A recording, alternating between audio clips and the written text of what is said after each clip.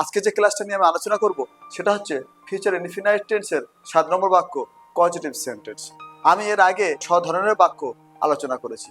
1 নম্বর ছিল ভবিষ্যতে পরিচয় হবে, 2 নম্বর ছিল ভবিষ্যতে ব্যক্তিগত হবে, 3 নম্বর ছিল ভবিষ্যতে অব্যক্তিগত হবে, 4 নম্বর ছিল ভবিষ্যতে সময় তাপমাত্রা হবে, 5 নম্বর ছিল ববেব, 6 নম্বর ছিল প্যাসিভ ভয়েস। আজকে যে ক্লাসটা আলোচনা করব সেটা হচ্ছে পজিটিভ সেন্টেন্স। আমি একটা বাক্য থেকে কি রকম 6 ধরনের বাক্য আলোচনা করি সেটা আপনারা বুঝতে পারেন। দেখুন, চলুন শুরু করি। আমি প্রেজেন্ট ইনফিনাইট টেন্সে আলোচনা করেছি পজিটিভ সেন্টেন্স খেলায়, হাসায়, কাঁদায়। পাস্ট ইনফিনাইট টেন্সের পজিটিভ সেন্টেন্সে আলোচনা করেছি খেলিয়েছিল, কাঁদিয়েছিল, হাসিয়েছিল। আজকের যে ক্লাসটা আলোচনা করব সেটা হচ্ছে খেলাবে, হাসাবে, কাঁদাবে। তো চলুন শুরু করি। আফারমেটিভ সেন্টেন্স বা হ্যাবাচক বাক্য। You will make me play in the next match. তুমি আমাকে পরের ম্যাচে খেলাবে। Affirmative sentence. নেগেটিভ সেন্টেন্স বা নাবাচক বাক্য কি? তুমি আমাকে পরের ম্যাচে খেলাবে না। You won't make me play in the next match. তুমি আমাকে পরের ম্যাচে খেলাবে না। ইন্টারোগেটিভ সেন্টেন্স বা প্রশ্নবোধক বাক্য। তুমি কি আমাকে পরের ম্যাচে খেলাবে? Will you make me play in the next match. তুমি আমাকে পরের ম্যাচে কি খেলাবে? ইন্টারোগেটিভ নেগেটিভ সেন্টেন্স বা প্রশ্নবোধক নাবাচক বাক্য। তুমি কি আমাকে পরের ম্যাচে খেলাবে না? Won't you make me play in the next match. তুমি কি আমাকে পরের ম্যাচে খেলাবে না? WH1 ইন্টারোগেটিভ সেন্টেন্স বা WH1 প্রশ্নবোধক বাক্য। কেন তুমি আমাকে পরের ম্যাচে খেলাবে? Why will you make me play in the next match. কেন তুমি আমাকে পরের ম্যাচে খেলাবে? WH1 interrogative negative sentence. WH1 প্রশ্নবোধক নাবাচক বাক্য। কেন তুমি আমাকে পরের ম্যাচে খেলাবে না? Why won't you make me play in the next match. কেন তুমি আমাকে পরের ম্যাচে খেলাবে না? এই রকম সুন্দর সুন্দর বাক্য, একটা বাক্য থেকে কি রকম আমি 6 ধরনের বাক্য আলোচনা করি সেগুলো নিয়ে আমি আলোচনা করি প্রতিটা ক্লাসে। তো আমার এই ক্লাস যদি আপনাদের ভালো লাগে বা ভালো লেগে থাকে তাহলে আমার YouTube channel orbit academy subscribe করবেন এবং পাশে থাকা অল নোটিফিকেশন বেল আইকনটা ক্লিক করবেন এবং আমার Facebook page Orbit Academy like দিন, ফলো করুন। চলুন শুরু করি। এই বাক্যটাকে আমরা চিনব কিভাবে? চেনার উপায়, যেসব বাক্যের শেষে খেলাবে, হাসাবে, কাঁদাবে থাকে তাহলে সেগুলো হচ্ছে পজিটিভ সেন্টেন্স। এর সূত্র কি? Subject plus will make plus object plus মূল ভার্বের V1 plus rest. Subject plus will make plus object plus মূল ভার্বের V1 প্লাস রেস্ট। চলুন একটা বাক্য লিখি। তুমি আমাকে পরের ম্যাচে খেলাবে। তুমি আমাকে পরের ম্যাচে খেলাবে। একটা বাক্য লিখলাম। এই বাক্যটাকে আমরা সাজিয়ে নেব। তুমি খেলাবে আমাকে পরের ম্যাচে। তুমি খেলাবে আমাকে পরের ম্যাচে, কিংবা এটা বলতে পারি তুমি আমাকে খেলাবে পরের ম্যাচে। যেভাবে বলবো হবে, এই দুরকম ভাবে বলা যায়। সূত্র থেকে আমরা বাক্যটা তৈরি করবো। প্রথমে কি আছে? সাবজেক্ট। সাবজেক্ট কি আছে? তুমি, ইউ। তারপর কি আছে? উইল মেক, এটা আনতে হবে। Will make, you will make. তারপর কি আছে? অবজেক্ট। অবজেক্ট কোনটা? আমাকে, me. You will make me. Verb কোনটা? খেলাবে, প্লে। প্লে পরের ম্যাচে, in the next match. In the next match. You will make me play in the next match. তুমি আমাকে খেলাবে পরের ম্যাচে।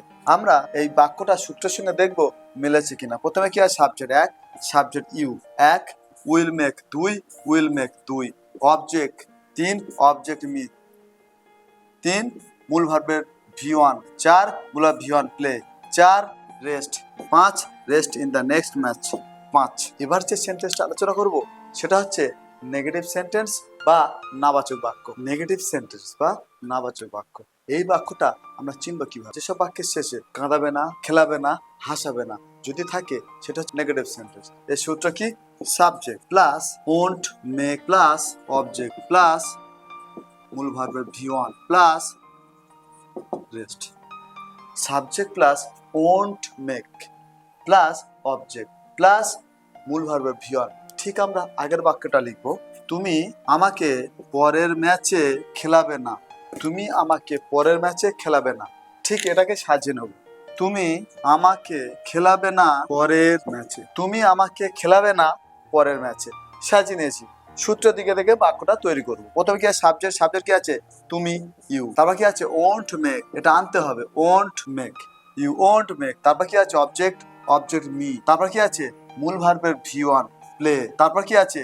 রেস্ট, পরের ম্যাচে। In the next match. You won't make me play in the next match. তুমি আমাকে পরের ম্যাচে খেলাবেন। বাক্য তৈরি করেছি।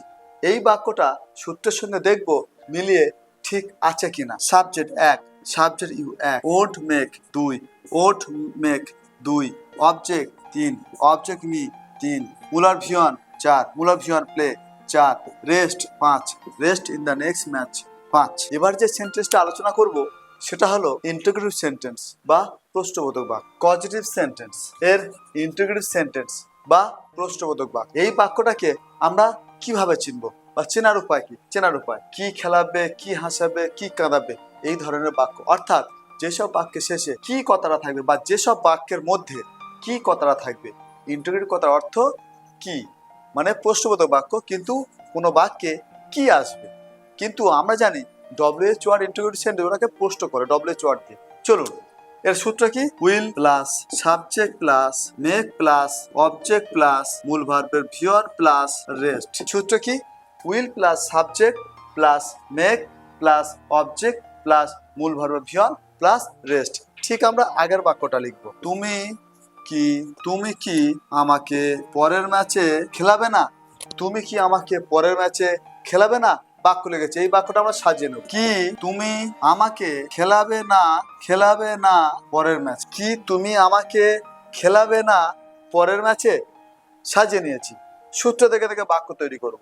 প্রথমে কি আছে? উইল, উইলটা আনতে হবে। উইল। তারপর কি আছে? সাবজেক্ট। সাবজেক্ট কি আছে? You, will you. তারপর কি আছে? মেক, মেকটা এখানে আনতে হবে। Will you make. তারপর কি আছে?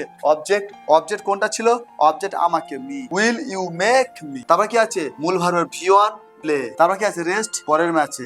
In the next match. Will you make me play in the next match. তুমি কি আমাকে পরের ম্যাচে খেলাবে? এই বাক্যটা দেখবো সূত্রের সঙ্গে মিলেছে কিনা। Will 1, will 1, subject 2, subject you 2, make 3, make 3, object 4, object me 4, মূল ভার্ব V1 5, মূল verb V1 play 5, rest 6, rest in the next match 6। এবার যে সেন্টেন্সটা আলোচনা করব সেটা হচ্ছে ইন্টারোগেটিভ নেগেটিভ সেন্টেন্স, অর্থাৎ প্রশ্নবোধক নাবাচক বাক্য। Future infinite tense positive sentence, তার হচ্ছে ইন্টিগ্রেটিভ নেগেটিভ সেন্টেন্স বা প্রশ্নবোধক নাবাচক বাক্য।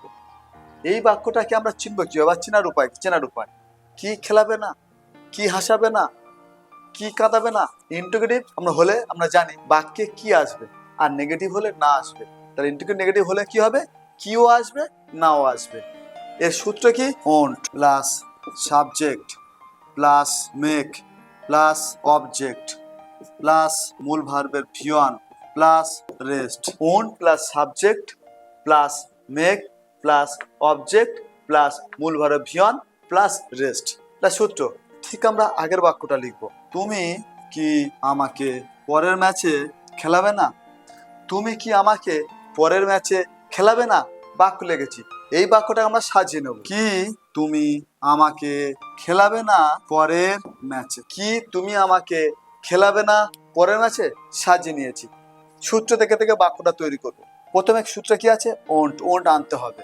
Won't, won't. তারপর কি আছে? সাবজেক্ট ইউ, ইউটা হচ্ছে গিয়ে সাবজেক্ট। তারপর কি আছে? মেক, মেকটা আনতে হবে। তারপর কি আছে? অবজেক্ট, অবজেক্ট হচ্ছে গিয়ে me. Won't you make me. তারপর কি আছে? মূল ভার্ব V1 প্লে। তারপর কি আছে? Rest in the next match. Won't you make me play in the next match. তুমি কি আমাকে পরের ম্যাচে খেলাবে না? এই বাক্যটা এই সূত্রের সঙ্গে মিলিয়ে দেখে নেব মিলেছে কিনা।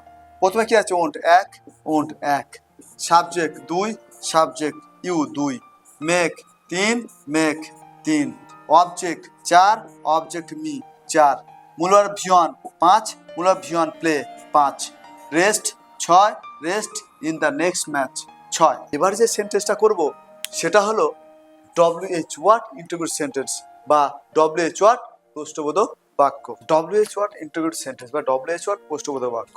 এই বাক্যটাকে আমরা চিনব কিভাবে? চেনার উপায় কি? কেন কাঁদাবে, কেন হাসাবে, কেন খেলাবে। যেসব বাক্য শেষে কাঁদাবে, হাসাবে, খেলাবে এবং বাক্যের যে কোনো জায়গায় কেন কথাটা থাকবে, কে কথাটা থাকবে, এইগুলো মানে এইসব ডব্লিউএইচ ওয়ার্ড দিয়ে প্রশ্ন করবে। এর সূত্রটা আগে জেনে নিন। এর সূত্রটা কি?